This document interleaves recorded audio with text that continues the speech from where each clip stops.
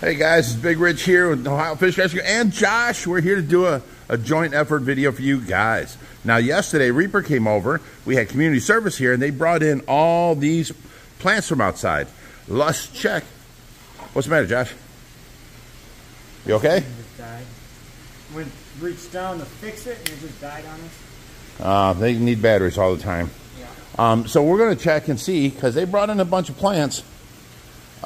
Here's a elephant ear that I told them put them in the water, but not submerged. That has to come up. Here's the... All these elephant ears are going to die and then they'll come back. So you're better off just chopping them off at the base. And then we filled this back up. So that's all good. There's the bird of paradise, banana tree. Let's check the back deck and see if there's any plants left, if they done a good job. Because last night it got down to 36 degrees. Hey, Jerry. Hey. So we got all the plants across here. That looks cleared out very nicely. Check the pond. Oh, look, they did a good job. All the plants are out of the pond. Except for these tall grasses, they gotta, can they stay out or they gotta come in? I'll still step by. No, the tall grass, Jerry. The tall grasses, the yellow and green ones. Those are growing in the dirt. Oh, they're in the dirt, okay. Yeah. What about this red plant in the big red pot right here next to the steps? That's an outdoor plant, dies off in the winter. Okay, so we're good. Comes back. And then we got those three. They do fine all winter. So yeah, they did a great job. All the plants are in. I can't complain. I was not out here for this, so Jerry was in charge, and you did a good job. What's this? Fresh seeds for the arrowhead. Oh, nice. We're going to have some new arrowheads next season. Nice, nice. All right, so let's go back in. You see how in the middle of, you know, the new tank's coming and we have to move everything. To move everything, we have to move all the fish. And at the same time, the weather's getting cold, we have to move all the plants. Now we have to water them in here. I mean, it's just one thing after another after another. Oh, we got spider plants up here with bunches of babies. We take these and put them into the waterfall over there. And you know, they live in it. If you think about it, all these plants have to be moved again. Yeah. Because that pool has to go right here in the walkway. Yes. Our temporary setup for the fish. What we can do is... That's coming quicker than you think. I know. But what we can do, instead of putting them right on the grass here, we can put one layer on the edge of the pool, that little lip, and then bring a second layer against that and put the pond in here. I mean, but you said 7 by 13. 7 was coming up to that silver track. Yeah, but you found out that the Boswell pool with the front clear is only 6 by 12. Correct. We can use that. I didn't want to, That but would leave you no access to getting through this walkway. You'd have to walk around. well, at 7, you've got 1 foot, and it's, you know, to walk through here, you'd have to bend sideways and try to get through. At 6 foot, we can walk through. So we have to use the Boswell, even though I didn't because I don't, you know, that Boswell pool's got the clear front side, and it's a really great thing. But if the pacu are in there and they bite holes in the seams, you know, there's no fixing that pool. And there goes a $1,100 pool. Boswells don't really have a good Reputation? rapport. Wasn't going to say all that. But, and They're really steel neat, though. framing is very flimsy. Oh, that framing is ridiculous. It ain't just poles that snap together. You have to bolt every 3 sections together with so many bolts. I mean, there was like, I don't know, 60 bolts to that pool. It was crazy. And to dismantle it, we had to take it all apart. We couldn't take out 1 or 2 bolts and just slip out a leg. We had to take all 3 bolts apart on every connection. See, I like this. I'm not going to show you the conversation, but we got a message from a pet store owner asking us, are prunes charged legal in the U.S.? He's wanted to check before someone brought one into the store. That's what we love to see. If you don't know, ask someone who might know. Hell that is yeah. awesome. But I got my phone to come and show you a picture that you can see. We got messages today. Look at that pile of just steel plating. That is all for our tank. That's all just steel plating? Yeah. 4 by 8 foot sheets? Yep. Wow. And then Maybe we should have gone exactly 4 foot high. They wouldn't have to cut off no waste. Well, you got to think on The one tank's only 45 on the outside. Then you got the 2-inch bar, so it's only, you know, 43. Then the other tank is 52 by 52. Oh, so the leftover from this sheets will be used on the higher on this tank. Okay, we're good. But then we got all the stock that's in, all the steel poles. I think these are 20 or 30 foot lengths. And they're 2-inch by 2-inch by 1/4 inch metal. There is a bunch. Cool, cool. So there is, it has started. The madness has begun. Yeah, and you know, there's people in the comments that say, you know, we want to see stuff moving already. You know, we're not seeing it, but we just brought it up last week. And come check out all the tanks that we have empty, ready to move, which we're gonna not drain them and let the filters die. They're still running with water in them because you can drain water in a matter of minutes. So once we have the first tank here, ready to move, everything's going to be done. And I might have someone potentially that's going to build us the new sump. So we are working with them, but this tank's good to go. You know that tank is good. This is empty already. This tank is virtually empty. I can have this empty in a matter of seconds. This tank is empty. This tank is empty. No fish. This tank is empty. No fish. So, well, we could go ahead and transfer these rocks into the saltwater tank. Yeah. So that's, I mean, completely empty, and we don't have to worry about that. Yep. Well, that would be one of our next steps because that's easy. And that leaves this tank empty. But to be able to move some of these fish, I need my quarantine tank. So come over here. Look at this. We've got empty, empty, empty. Oh my God, this is the most emptiest I've seen these tanks. We've got 3 tanks that are empty over here. Just got rid of a bunch today. You guys seen the boat's Lonnie? She already left, went to a new home. We cleared out the bottoms of these tanks, and I'm getting ready to actually move some of these guys now. So we're gonna go ahead and get that on camera. Actually, no, they got restarted. We can't move these yet, but we can move some other fish. Let's go. Can we take a break? This is coming too fast. You are the cameraman. You can cut whenever you want. I'm not ready. Okay, now all you see us moving all these other fish just to be able to move the tanks and stuff out of the way. Well, all in all, this is the main tank that we have to empty out. So in the meantime, we've got a couple fish in here that we can move now and not have to. Guess where? What's that? Guess where? Where are they going? Well, at this point, I can tell you, but I don't want to ruin it. But anyways, we can move some now because we have room for them. But at the last minute, that's the ones that'll have to go into that pool over by the indoor pond. Oh, he got out. Yeah, he did. Thought you had him. So right now we're trying to get anything out of here that we can, you know, put aside. The rubber nets just stretch, and he just busted this net. Wow. Shovel nose. Yeah, it's a tiger shovel nose. That guy right there. We're going to move him out and move him in here to the pool. Yes, he's going to be very hard to re-catch in the pool, but I mean, at this point, we have no choice. We have to start eliminating as many fish as possible so that the Boswell pool will be able to hold what's left at the last minute. Because when we pull them out, they're only going to be in the Boswell pool for a couple of days. We're going to put the new tank in. This tree trunk is about to be. Oh yeah, that's going to be super heavy. That's going to be ridiculous. Okay, you got him. Nope, he got out. Let me just net out of the way. I need that. I know, but it's in my way of videoing. The problem with having so much water splashing on top, you can't see from on top, and you can't see from on bottom.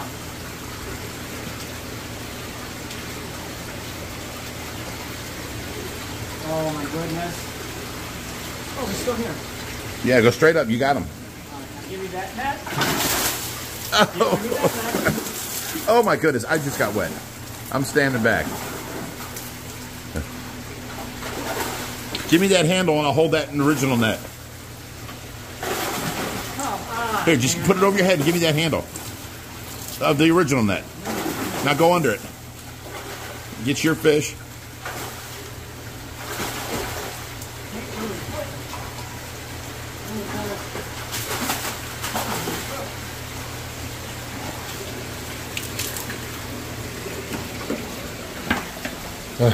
Okay, there's fish number 1. Which way he go? I can't see nothing. No idea. I don't see him to the left here, so he had to go to the right. He's right there. Where? Right below. Right there, straight beneath it. I can't see because of the reflection. There he is, right there. See, now, he can come in here no problem. We can't put none of the pacu in here. Now, here, let me explain it. We have power heads right there, and on the side there. And if they eat them cords, that screws us. There is lights through there, and then there is lights all through there, and that's one main light. He can't get to that cord. But, you know, we can't have pacu in here like that. We can't put the bass fish in here because they'll desecrate the cichlid population. Let me see what else we got in here. Oh, we can't do the jellyfish in there. There's a few others we can put in there from in here. You know, the big pleco? Adonis pleco? I can't feed him in there, so we'd be strictly finding scraps. Yeah, we don't want to do that. See, now we got to worry about feeding, too, along with all these problems.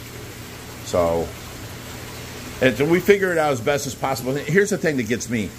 We figure out the best way possible to do this, and people are like, well, why don't you just throw them in the pool? And we're like, oh, geez. Now, do we explain the whole situation, or we just ignore it, you know? So it's hard for us. What are you going to do with the bass?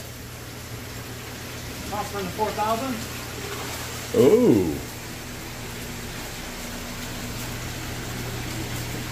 We've never had a bass in the 4,000 before. And if he so happens to eat the colony in here, I think him. Well, fish are friends, not food. Yeah, I know. But a minimal casualty of 4. Oh, like there's like 12 in there now. There's like 70. There is not. They've multiplied. I see at least 30 right there. Yeah, I see, I'd say 20, 25 here. All right, so, you know, that's a less... They are now breeding in this tank, now putting more bio load, more poop, more crap, making this tank stay a little bit more cloudy and foggy. So if I could, I'd drain that tank down and get all them out of there. But no matter what happens, we're central filtration. They're going to keep showing up in other tanks. Did you see the day after you got out the white albino iridescence, the next day the tank was like super clear? Yeah. Just removing the bio load. It's like that tank has been on the top of its bio load for a while now. Yeah. What else? What else? You give me a minute here. I'm looking. Sure. Okay, we're back at it, and Josh caught another one. What'd you catch? Ha ha! Nothing. He got out. He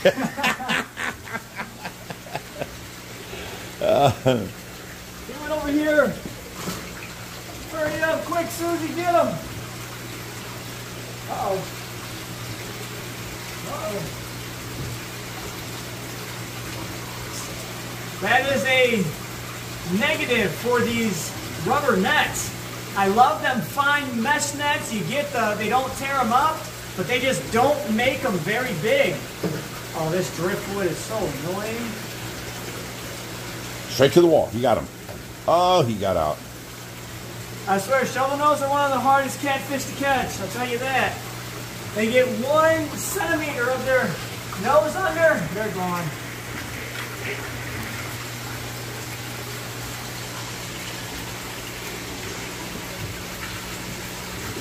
So again, if we could design a net for the industry, we'd have an all-purpose big net. It would have a little spatula at the opening of the flat part at the top. It wouldn't be round. It would be like a teardrop shape. You don't need a huge 30-inch net like that. You just need one like this. That's a deep pocket. That's, 3 foot long. And look, bring it up here. We would need a flat area like this is here. You can't see on the camera. Yes, you can. Flat area like this one here, and then a little spatula and plastic sticking out so you can get under stingrays and stuff.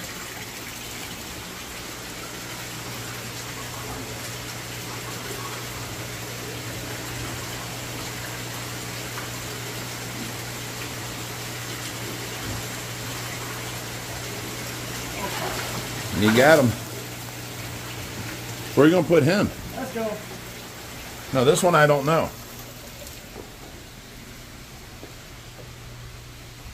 He's small, so he can't go many places, but he can go here.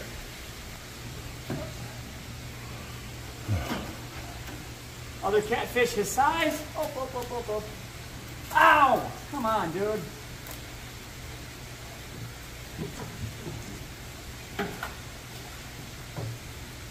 Come on, don't want you to get stuck. Turn the net 180. There you go.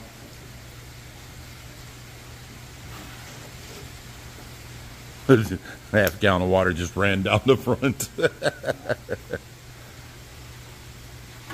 That's the most important thing. Put your lids back on, people.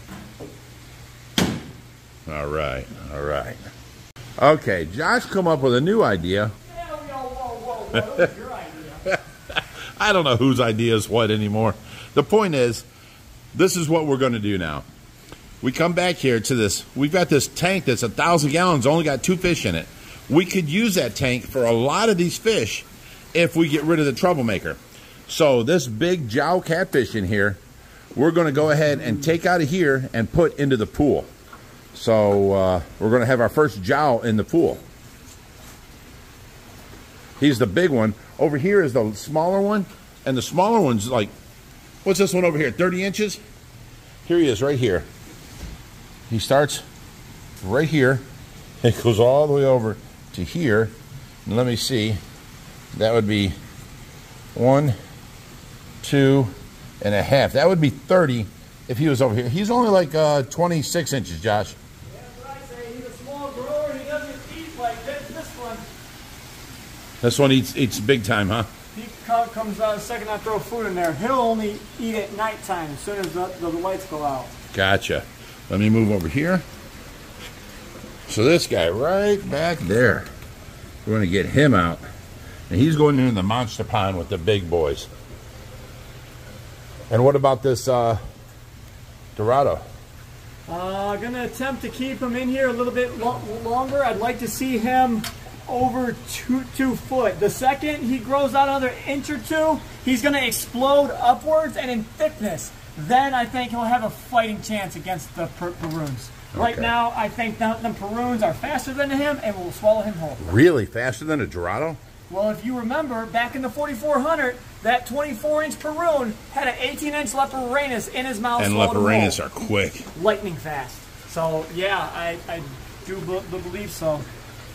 But Dorados are known for fast-running waters and just, you know, no one can catch them. And when you turn the light off at night, it's a race in that tank. The jowl trying to catch that Dorado. He's fun. I got the light. There he goes. Keep touching his tail. He keeps wanting to go back in. Well, my net's wanting to float. Give him something to bite. It works for me. Go on this side, push him on the back side. No, that pushed him away. I got you, ladder. Don't do that. Well, if I push him backing up, I can scoop him from the other side. No. I just need him out of here because then he's going to go right He just goes right back under the rock. There you go. Now you got him out. Now I got to go on this side. I got to reset my net. Hurry up. I want to measure him. Honestly, I don't need to. We'll measure him the day he dies. He's a beast. Oh, it's going to be fun. Ah, he's heavy. Oh my goodness. Excuse me, Jerry, I got to get through. Go ahead, man. I just staying out of the water this time. Yeah, he's a big, heavy boy. Yeah. All right. Come here, buddy. Look at him. That's my hand on him. Let's get him in the water. Look.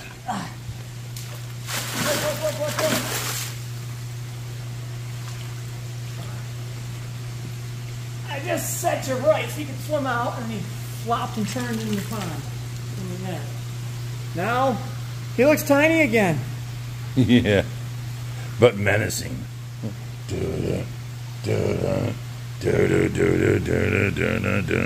He actually might take over as the alpha catfish in this tank. He might.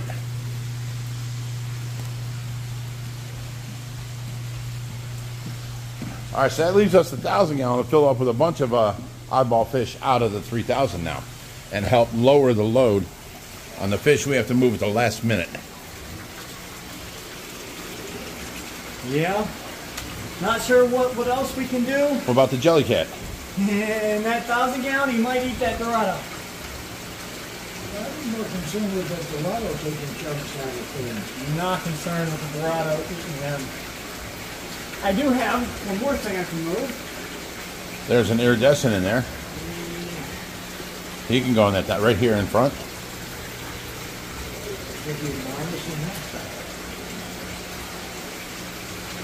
Adonis will get to be a quick acrylic, and you'll be begging that you didn't do it. Yeah, that's true.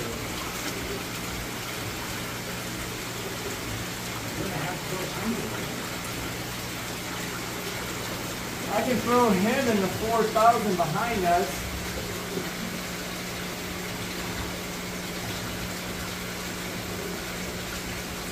What are you going after? Iridescent. Oh, okay. Let me start my, you gotta be quicker than that. Oh, he was inside the other net. Yep. Oh, he was inside your net.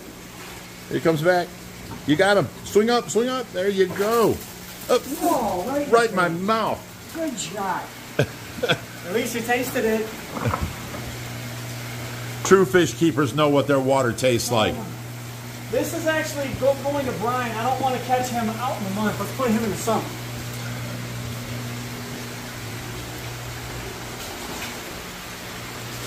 Good thing this is all the same water. Yeah, for sure.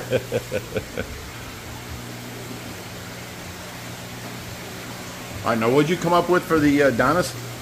Nothing. Nothing yet. All right. Well, this is what we're doing every single day until we get these tanks here. We are doing everything we can to move towards the end result. So moving tanks, moving fish, doing everything every day that we can.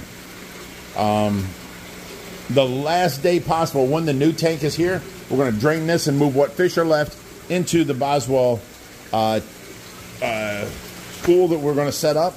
So we got to get that set up. We got to move the plants that just came in to do that. So I mean, there's all kinds of things. What are you going after now? We'll see. Oh my God! He's popped through and get out of my way. An albino giant gourami. Where's he going? You can't just push a 50-pound pacu out your way. Yeah. Oh, we can put him in the 1,000 in the back. Yep. I'm like, there's albino or there's giant gourami in most of our tanks. We can't put them in together. Yeah, this is, I do believe this will be my last time that we hold fish for extended periods of time. Just because we don't have the space to be able to hold fish for indefinite amounts of time, you know? Well, we were trying to hold everything for the Legacy Aquarium. So, I mean, it's hard for us to hold these fish and then keep getting in more fish. Yeah, and I've got other people, aquariums, that are actually begging for them. I'm like, I'm sorry, I already gave my word. Right.